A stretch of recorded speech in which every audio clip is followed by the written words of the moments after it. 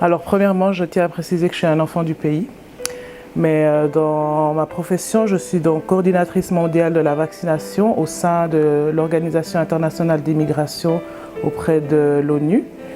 Je suis également membre fondatrice et active de l'association Je suis RD Congolaise, ainsi que la JJM, donc les Amis de Jean-Jacques Mbungani.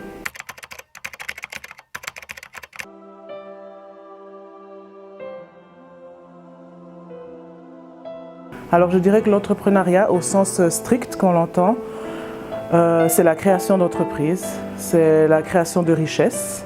Mais fort heureusement pour nous les femmes, il y a son sens beaucoup plus large, donc, au travers duquel on peut vraiment entrer dans cette sphère-là, qui est donc la transformation d'un rêve en action, en activité. Donc le rêve à tout niveau, il peut être vraiment à petite échelle comme à grande échelle. Donc c'est vraiment la possibilité de transformer tout ce dont on a pu espérer en activité réelle et concrète.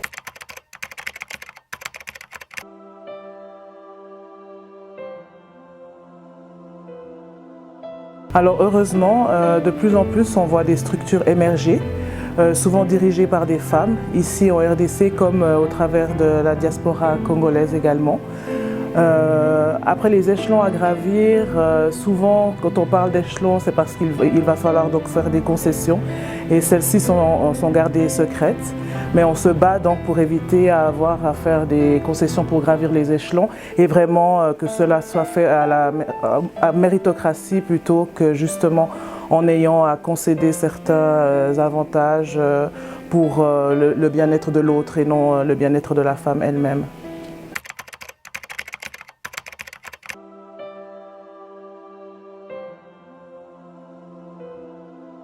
Alors les difficultés pour moi, c'est que justement on confond entrepreneuriat et puis donc toutes les structures de travail qui sont normalement mises en place dans un système général. Donc l'entrepreneuriat permet que justement malgré le chômage, on puisse transformer donc nos capacités en revenus, on puisse transformer nos capacités en activités qui puissent vraiment générer du bénéfice. Donc c'est pour une personne de se lever un matin, de se dire je ne veux plus justement uniquement rester à la maison, être au chômage et être dépendante d'un système. Trouver vraiment l'idée adéquate et puis la transformer en activité lucrative. Après, on est tous conscients que les systèmes actuels, que ce soit ici en RDC ou ailleurs, parfois ont des limitations, notamment ici parce qu'il est compliqué de commencer une activité sans avoir un fonds de roulement ou certains coûts opérationnels qui nous sont demandés en amont qui sont difficiles d'honorer.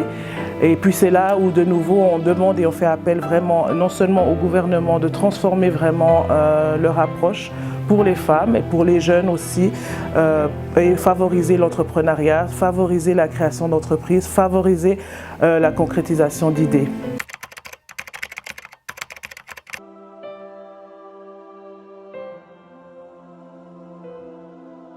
Pour moi, alors vraiment tout le monde.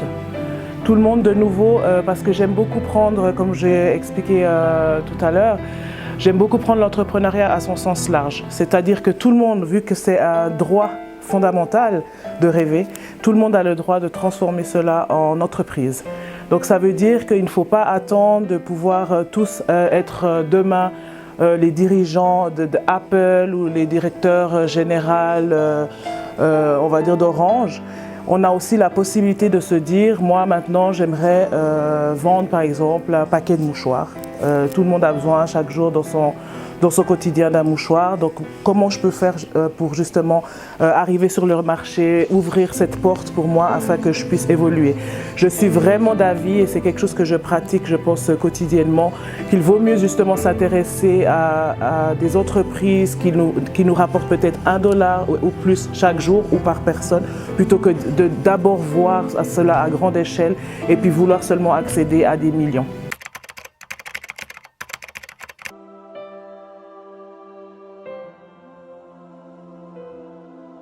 Oui, elle est relativement déficitaire, mais l'autonomie, c'est aussi fait partie intégrante de l'entrepreneuriat. Entrepreneuriat pour moi veut dire en essence autonomie, veut dire qu'il est temps justement qu'une indépendance soit permise. Il est temps que cette autonomie aussi soit concrétisée, que cette autonomie soit visible. Donc il est fortement possible pour moi que l'autonomie soit en adéquation avec l'entrepreneuriat, vu que sa détermination, sa définition même, c'est l'autonomie. C'est la possibilité justement de nous rendre vraiment libres de toute action, libres de toute décision, libres de toute direction qu'on veut donner à notre futur.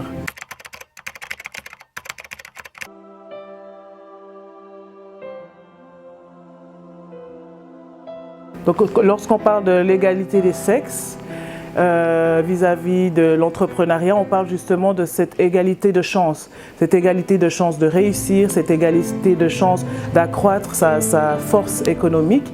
Et dans le contexte du changement climatique, c'est justement parce qu'il est attribué à la femme d'utiliser certaines substances, certains éléments dans son quotidien de femme que l'on veut primairement être la ménagère, à utiliser, comme on peut expliquer dans beaucoup de circonstances, le bois, le charbon, le gaz, etc. Et de ce fait d'avoir cet impact sur le changement climatique, et bien justement avec l'entrepreneuriat, la femme, elle sera un peu plus dehors, elle sera dans ce même monde, entre guillemets, qu'on attribuait pendant longtemps à l'homme, et de ce fait, certains hommes aussi que l'on voit dans les populations un peu plus occidentales, et on voit petit à petit venir aussi ici chez nous en RDC, peuvent aussi diminuer cette fréquence-là dans le monde, on va dire, de l'entrepreneuriat et du travail, et on va dire la part est maintenant partagée, la part de notre impact sur le changement climatique, mais aussi la part de notre réponse à ce changement, parce que grâce à l'entrepreneuriat, on peut aussi, avec une stabilité financière, aussi une capacité, un pouvoir d'achat, la femme peut aussi répondre à la problématique du changement climatique au même titre que l'homme.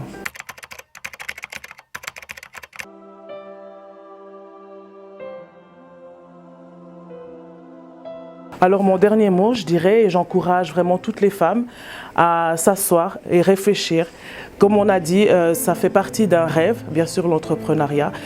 L'entreprise, c'est souvent vu comme difficile de commencer, mais il y a un début à tout. On a vu beaucoup de femmes émerger, notamment avec la pandémie de Covid-19. Donc on a vu beaucoup de points négatifs, mais il y a aussi le positif, parce qu'en restant tous souvent à la maison ou en ayant certaines de nos habitudes qui ont été bouleversées, on a eu à vraiment sortir de notre zone de confort, réfléchir à comment justement maintenant transformer ces capacités qu'on a, mais qu'on ne peut pas utiliser pour le moment, en activités qui sont justement fructueuses.